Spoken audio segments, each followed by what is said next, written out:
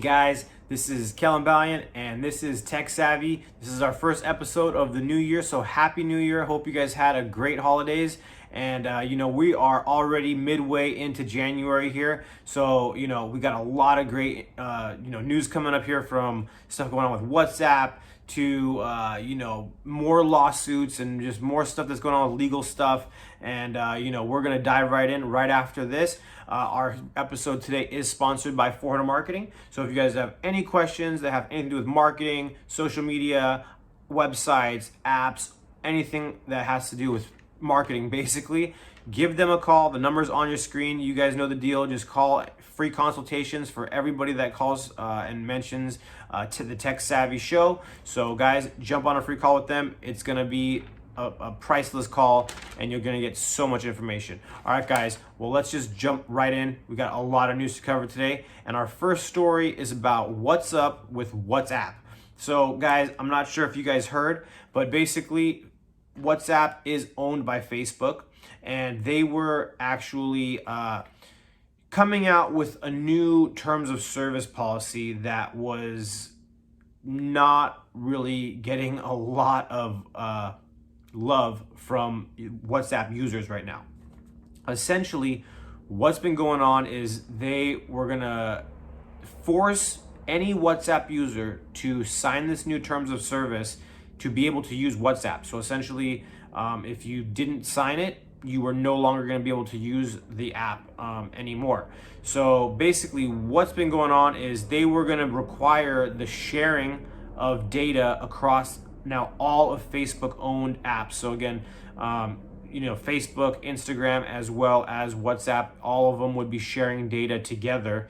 And essentially a couple of the pieces of data they'd be sharing were any kind of purchases you made, financial data, location data, your contacts on your phone, user content, user data, diagnostics, and then identifiers. These are things that are specific to you and how you act on these platforms. So again, this isn't a little bit of data. This is actually a lot of data. And in light of a lot of people talking about this and actually maybe even jumping ship away from WhatsApp, they've extended the date. Actually, they announced it this Friday, so they extended the date actually 3 months from the deadline, which was supposed to be around I think it was supposed to be Friday. So they announced that this new deadline is 3 months further, but still a lot of people, even in light of this extension, are not wanting to deal with WhatsApp anymore. So if you're one of those people, 2 apps that you guys might want to take a look at if you guys don't already have them. One of them is Signal, and the other one is Telegram. So these are 2 apps that are not sharing any. These are independently owned apps, and they're not sharing data with anybody else. So they are encrypted messaging apps. So again, if you're trying to stay away from Facebook, the Facebook conglomerate, maybe these are apps that you want to check out. Again, it's Signal and Telegram. But again, will you guys be signing this if you do have WhatsApp? Is it that important? Let us know in the comments. We'd love to hear if this is something that you don't really care about. You're ready to sign the WhatsApp terms of service, or if you're jumping ship. Either way, we would love to hear your opinion. So the next one is actually a little segment that we're calling Gone Fishing. So obviously no one's really going fishing right now, especially during this pandemic, but what people are doing more and more, and they actually just hit a record right now, is playing video games, guys. So maybe it's not gone fishing, but it's gone gaming. So basically in 2020, they hit an all-time record for basically video game consoles as well as games being sold in a year. That record was $57 billion in 1 year. So that is actually 27% higher than the previous record, which, just doing the math, the previous record must have been somewhere around, 30,000, 35,000, something like that, 40,000 or 40 billion, sorry. $40 billion. So again, a 27% increase is a pretty big increase, guys. This is huge. Again, if you're talking about 100 billion, a 27% increase would be 127 billion. So this is a pretty substantial increase to see. And again, it's not really something that should be too alarming, because again, we are just stuck at home right now and people are looking for ways to entertain themselves. So video games have always kind of been, great for that purpose. Exactly.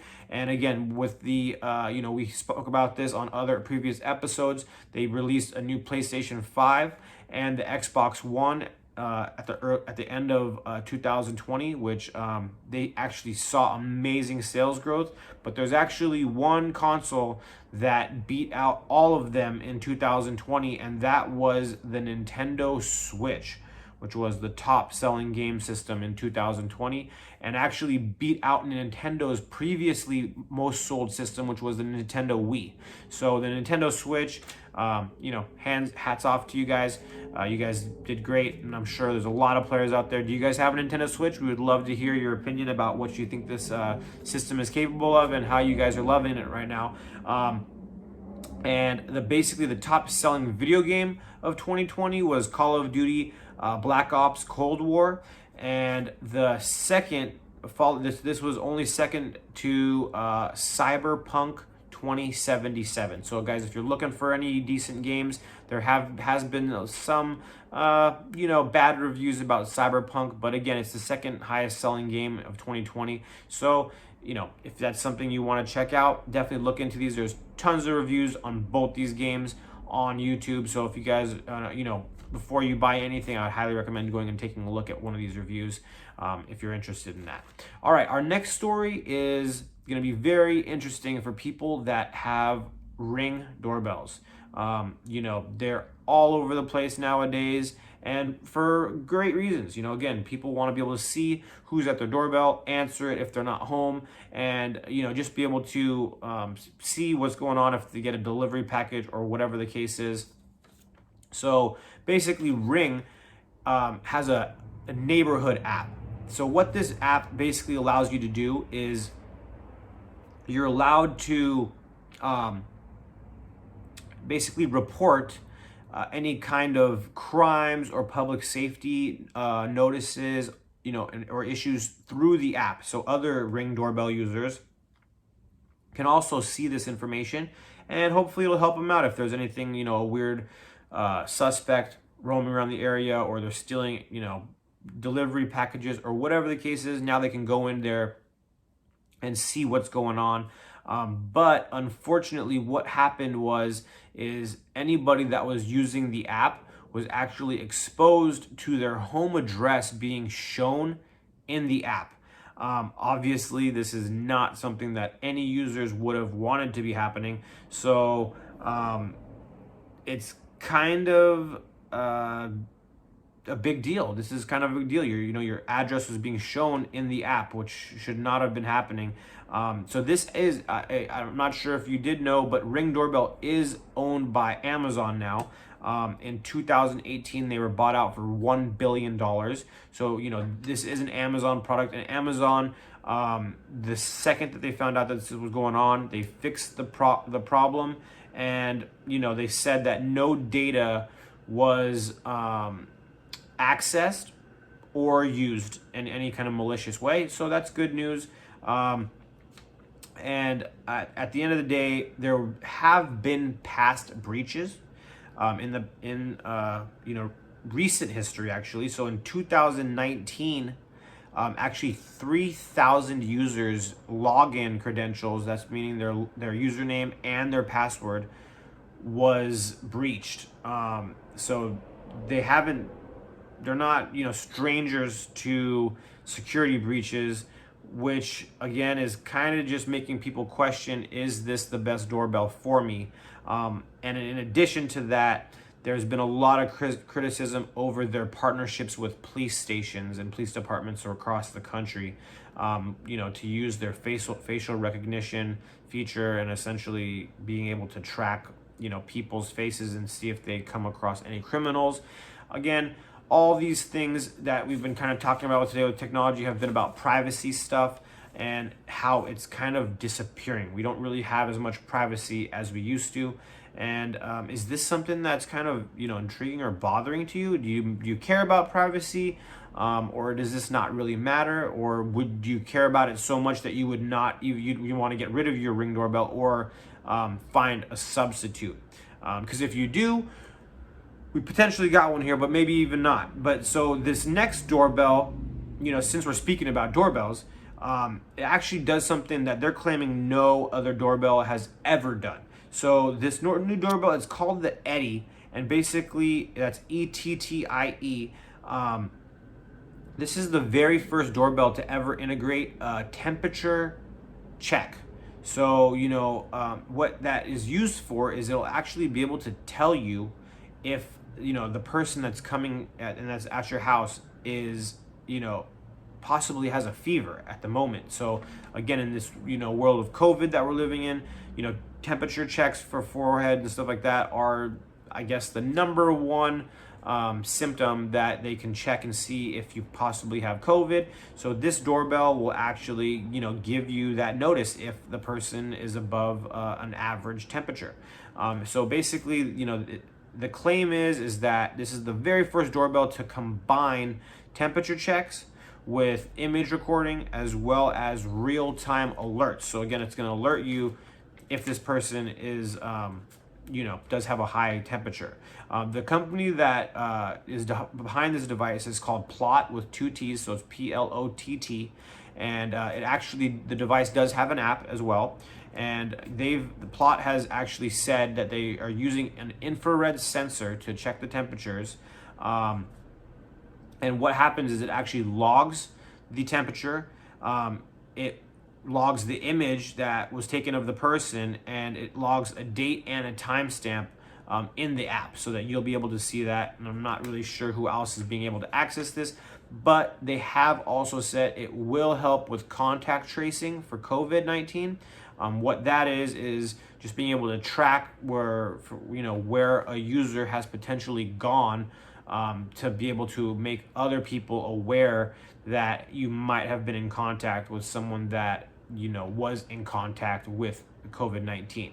So again, this is a little bit concerning if you're thinking about privacy.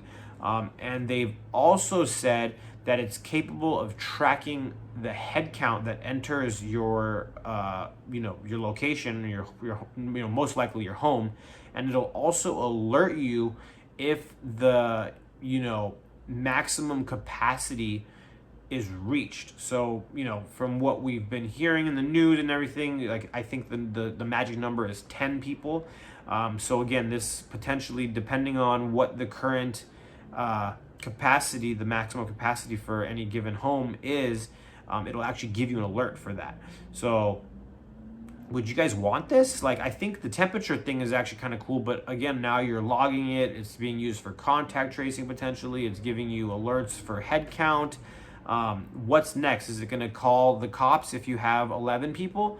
I don't really know. They haven't really spoken about any kind of consequences if you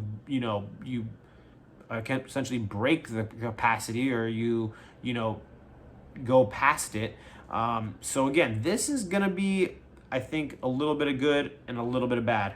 But at the end of the day, we want to know if somebody's coming into our house that possibly has COVID. So I think, unless you're going to carry around a temperature gauge to check people's temperatures, this could be the next best thing. But again, you're going to be sacrificing a little bit of privacy to get those results. So who really knows?